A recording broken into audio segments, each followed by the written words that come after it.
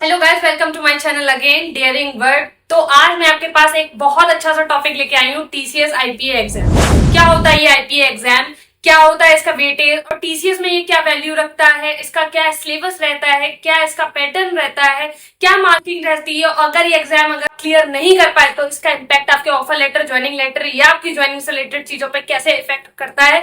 ये सारी चीजें इसी वीडियो में, इसी चैनल पे आपको मिलने वाली है। तो अगर ये जाननी है तो बिना रुके ये वीडियो देखिए और चैनल को सब्सक्राइब तो जरूर जरूर करिए और वीडियो को लाइक करना मत। तो सबसे पहले स्टार्ट करते हैं टीसीएस आईपीए एग्जाम।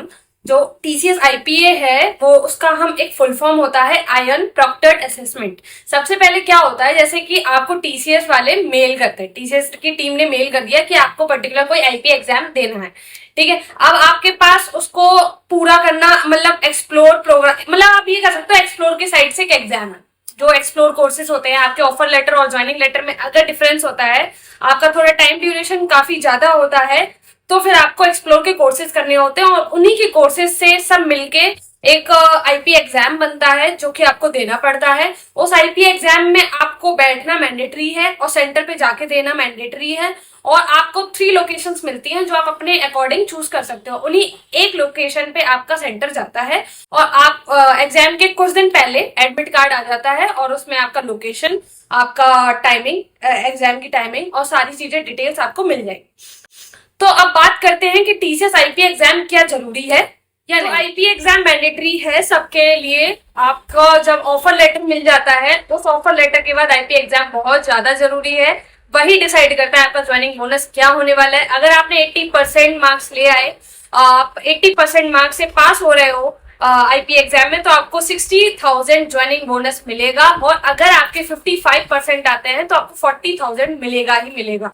तो आप कैसे भी हो, आपकी प्रिपरेशन कैसी भी हो, 55% तो गाइस आप ला ही सकते हो।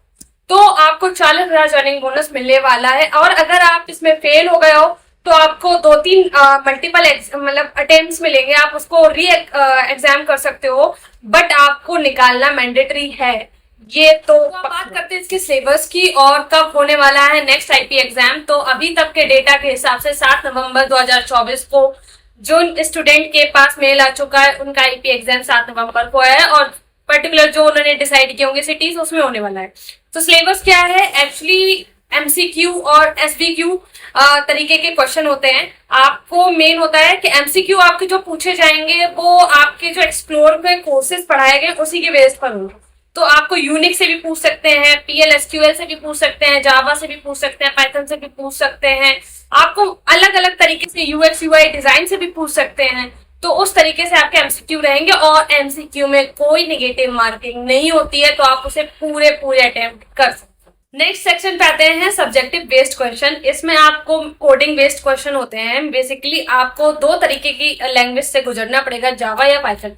तो जिसमें आप बेस्ट हो आप वो चूज कर सकते हो। और इसमें 2 क्वेश्चन होते हैं आपका, एक होता है 15 नंबर का क्वेश्चन और एक होता है 35 नंबर का क्वेश्चन। तो 15 नंबर का क्वेश्चन तो आप इजिली शायद बना सकते हो और आपका कोड रन हो सकता है, बट 35 नंबर के क्वेश्चन के लिए आपको एडवांस लेवल की कोडिंग आना जरूरी है और वो 2 कोडिंग के क्वेश्चंस को आपको अटेम्प्ट करना भी जरूरी है। अगर आपने ये सारी चीजें अच्छे से कर ली और आपका आईपी एग्जाम क्लियर हो गया तो ज्वाइनिंग बोनस का फायदा आप उठा सकते हो। आईपी के एग्जाम के बाद एक और एग्जाम होता है एसएचएल का, तो आप उसके लिए भी तैयारी कर सकते हो और वो बढ़िया आप घर में बैठ के कैमरा ऑफ रहेगा दे सकते हो। और उसमें मेन जो काम होता है वो इंग्लिश लैंग्वेज का होता है, तो आप उसको भी प्रिपेयर कर सकते हो। मेनली मैं आपको गाइस इसलिए बता रही हूँ क्योंकि ये दोनों एग्जाम्स आपके ट्रेनिंग में बहुत काम आने वाले हैं। मान लो आपने इन एग्जाम्स में उतनी तैयारी नहीं की बट आप बाय लक पास हो गए, तो आपको ट्रेनिंग के डिफिकल्ट से डिफिकल्ट एग्जाम से गुजरना पड़ेगा। अगर आपने अभी प्रिपेयर कर लिया, सब कुछ अच्छे से हो गया, आपके एग्जाम्स आपने अपनी मेहनत से क्लियर किए, तो आपके ट्रेनिंग के दौरान आपको दिक्कत नहीं होगी। तो मेन है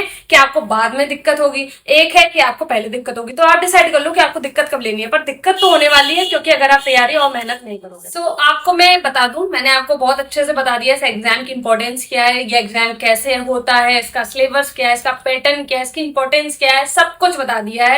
और आपको परेशान होने की बिल्कुल जरूरत नहीं है, आप इसको प्रिपेयर कर सकते हो। यूट्यूब पे तरह तरीके के यूट्यूब चैनल्स हैं, जो कि आपको गाइड करते हैं, जो आपको बता सकते हैं कि एग्जाम में कैसे कैसे क्वेश्चन आएंगे। आप वही प्रिपेयर कर लो, आपके लिए इनफ है। और आपकी कोडिंग के लिए आप जितना प्रैक्टिस करोगे, आप नोटपैड पे स्टार्ट कर सकते हो अपनी कोडिंग, आपको उतना ही प्रॉफिट होने वाला है, क्योंकि एट द लास्ट आपके हाथ का ही कमाल होने वाला है। अब आते हैं कि मान लीजिए अगर आपका आईपीए एग्जाम क्लियर नहीं हुआ तो क्या होगा? आप दोबारा अटेम्प्ट करेंगे, तीसरी बार करेंगे, चौथी बार करेंगे। आपका मल्टीपल टाइम्स भी अटेम्प्ट देने से आपका क्लियर नहीं हुआ तो कोई इतना बड़ा दिक्कत वाली बात नहीं है। आप परेशान मत होइए, बट आपको ट्रेनिंग के एग्जाम्स के लिए प्रिपेयर रहना पड़ेगा, फिर उसकी गारंटी कोई नहीं दे सकता। आपके एग्जाम्स कैसे आने वाले हैं उसके लिए आपको प्रिपेयर करना पड़ेगा, बट मैं आपको बता दूं इतना कोई टेंशन वाली बात नहीं है। आप उसका एग्जाम्स को तैयारी कीजिए, आप 55% एटलीस्ट ला सकते हो, पास तो हो ही सकते हैं। और अगर आपने थोड़ी सी और मेहनत कर ली 80% कहीं नहीं जा रहे हैं। सो आईपीए एग्जाम पर ही डिपेंड आपकी ज्वाइनिंग नहीं होती। मैंने ऐसे बहुत सारे वो देखे हैं, कैंडिडेट्स देखे हैं जिनका आईपी एग्जाम क्लियर नहीं हुआ, स्टिल उनके पास ज्वाइनिंग आ चुकी है। तो उसके लिए बिल्कुल परेशान मत होइए, बट अपने एक्सप्लोर की जर्नी को बहुत ही इंटरेस्टिंग बनाइए, क्योंकि यही आपको बहुत कुछ सिखाती है। मैंने अपनी एक्सप्लोर जर्नी से बहुत कुछ सीखा जो कि आज मेरे काम आ रहा है, और मैं अपना पर्सनल एक्सपीरियंस आपके साथ शेयर कर रही हूँ। और अगर आपको ये वीडियो पसंद आया तो आप लाइक करिए, और अगर जो भी डाउट्स हैं आप कमेंट बॉक्स में अपने डाल सकते हो। और भी मैंने टीसीएस के ऊपर बहुत सारे वीडियोस बनाए हैं, ऑफिस का टूर बनाया है, हायरिंग प्रोसेस बनाई है, डॉक्यूमेंट्स बनाए हैं, सब कुछ बनाया है। टीसीएस GG5 GG7 मतलब बहुत कुछ बनाया है। तो आपको टीसीएस रिलेटेड कोई जानकारी चाहिए तो बेल आइकन को दबा दीजिए, सब्सक्राइब बटन एकदम बढ़िया से प्रेस कर दीजिए। और